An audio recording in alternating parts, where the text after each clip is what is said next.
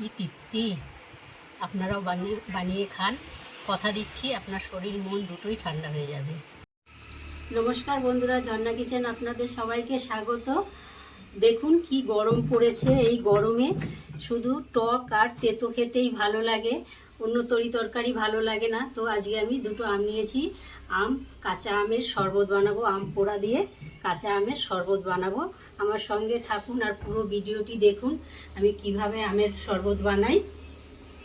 এই গ্যাস ধরিয়ে এই যে আমটা আমি পোড়াতে দিয়ে দিলাম। আপনারা চাইলে সেদ্ধ করেও নিতে পারেন, কিন্তু আমি পুড়িয়ে করব, পুড়িয়ে করলে আমের ফ্লেভারটা ভালো বেরোবে। থাকুক ততক্ষণে আমি একটু গোটা জিরে ভেজে নেব। জিরেটা ভাজা হয়ে গেছে, খুব সুন্দর একটা গন্ধ ছেড়েছে। এবারে গ্যাসটা বন্ধ করে দেব, জিরেটাকে বেটে নেব। জিরাটাকে একটু গুঁড়ো করে নেব।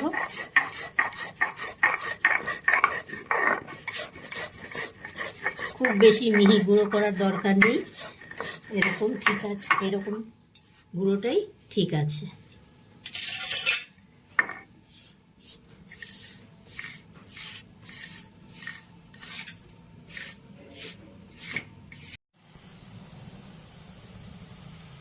আম পোড়ানো হয়ে গেছে, এবারে নামিয়ে নেব।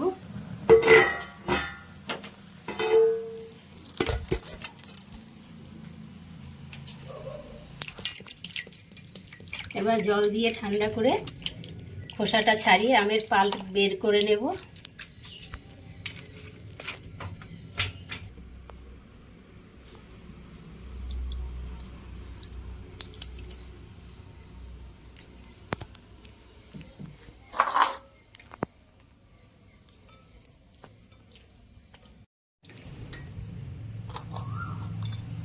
আমটা আমার ছাড়ানো হয়ে গেছে, এবার চটকে চটকে আমি আমের পাল্পটা বের করে নেব। আমটাকে ছাড়িয়ে আমের পাল্পটাকে একটা মিক্সির জারে দিয়ে দেব।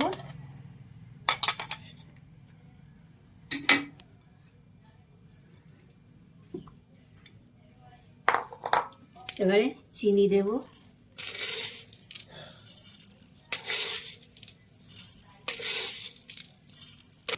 এই 5-6 চামচ চিনি দিলাম দুটো আমে।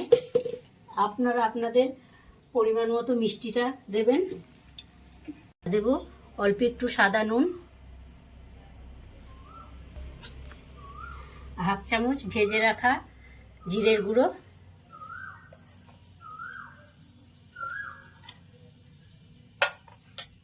এবার ফ্রিজের ঠান্ডা জল দিয়ে দেব, দিয়ে ভালো করে পেস্ট করে নেব।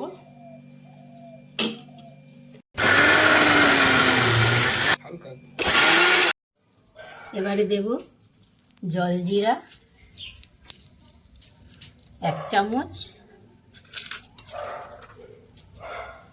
আর দেব বিট নুন 1/2 চামচ, দিয়ে ভালো করে মিশিয়ে নেব।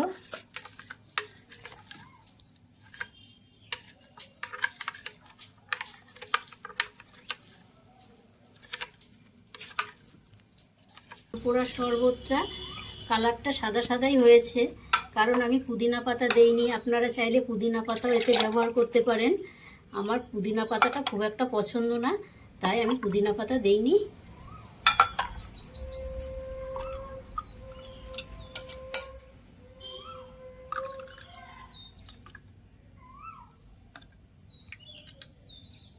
একটু জিরের গুঁড়ো দিয়ে দেবো,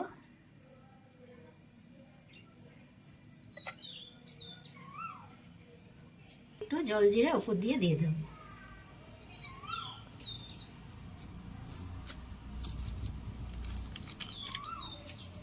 রেডি আমার আম পান্না। দেখুন কত সুন্দর কালার হয়েছে।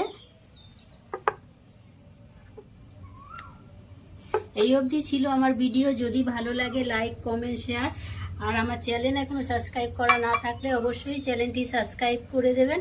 পাশে থাকা বেল বাটনটি অন করবেন, যখনই নতুন ভিডিও আপলোড হবে সবার আগে নোটিফিকেশন আপনাদের কাছে পৌঁছাবে।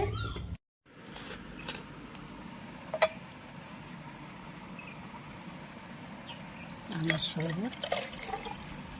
কি দারুণ হয়েছে দেখতে।